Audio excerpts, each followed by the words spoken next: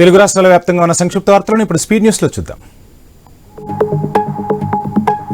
పెంపుడు జంతువులకు టీకాలు వేయించాలని నాగర్ కర్నూలు జిల్లా కలెక్టర్ బాదావత్ సంతోష్ సూచించారు. జునోసిస్ వ్యాధుల గురించి ప్రజలకు అవగాహన కార్యక్రమాలు నిర్వహిస్తామని తెలిపారు. పెంపుడు జంతువుల పట్ల జాగ్రత్తలు తీసుకోకుంటే ప్రాణాంతక వ్యాధులు తలెత్తే అవకాశం ఉందన్నారు. జిల్లా వ్యాప్తంగా ర్యాబిస్ వ్యాధి సోకకుండా ప్రత్యేక డ్రైవ్స్ చేపడతామని చెప్పారు.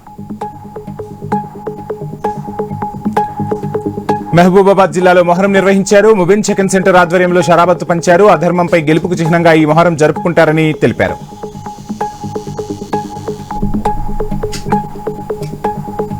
అంబేద్కర్ కోనసీమ జిల్లా అప్పనపల్లి శ్రీ బాలాజీ ఆలయానికి భక్తులు పోటెత్తారు. ఆషాఢ శుద్ధ ఏకాదశి కావడంతో భక్తులు స్వామివారిని దర్శించుకుని తమ మొక్కులు చెల్లించుకున్నారు. భక్తులకు ఎటువంటి ఇబ్బంది లేకుండా క్యూ లైన్లలో తాగునీరు, అన్నదానం ఏర్పాటు చేశామని ఈవో సత్యనారాయణ తెలిపారు. అనంతపురం జిల్లా గుత్తిపట్టణంలో పీర్లను అగ్నిగుండ ప్రవేశం చేయించారు. ప్రత్యేకంగా పుష్పాలతో అలంకరించి భక్తులకు దర్శన భాగ్యం కల్పించారు. పురవీధుల గుండా ఊరేగింపు పీర్లను ఊరేగించారు భక్తులు. పోతిరెడ్డిపాడు హెడ్ రెగ్యులేటర్ ద్వారా మంత్రి బీసీ జనార్దన్ నీరు విడుదల చేశారు. ఒక గేట్ ఎత్తి 16,000 క్యూసెక్కుల నీటిని దిగువకు విడుదల చేశారు. ఈ కార్యక్రమంలో ఎంపీ బైరెడ్డి శబరి, ఎమ్మెల్యే గీతా జయసూర్య పాల్గొన్నారు. శ్రీకాకుళం జిల్లా వైసీపీ సంయుక్త కార్యదర్శిగా ఎన్నికైన బొడ్డేపల్లి రమేష్ కుమార్ ను కార్యకర్తలు ఘనంగా సత్కరించారు. జిల్లాలో పదవుల కోసం పనిచేయలేదని ఆయన చెప్పుకొచ్చారు. రాజకీయ వేధింపులతో జైలు జీవితం కూడా అనుభవించారని రమేష్ కుమార్ గుర్తు చేసుకున్నారు.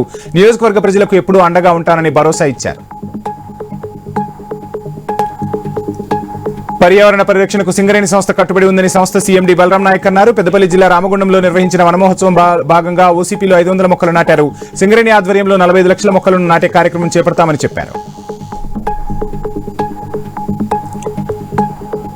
రంగారెడ్డి జిల్లా చేవెళ్లలో బాబు జగజీవన్ రావుకు ఎంపీ కొండా విశ్వేశ్వరరెడ్డి గన్నివాళులర్పించారు. జమ్మూ కశ్మీర్ స్వతంత్ర ప్రతిపత్తి కోసం ఆయన పోరాడితే జైల్లో పెట్టారని గుర్తు చేశారు. వెల్త్ ఇండియా ప్రధాని మోదీ కృషి చేస్తున్నారని తెలిపారు.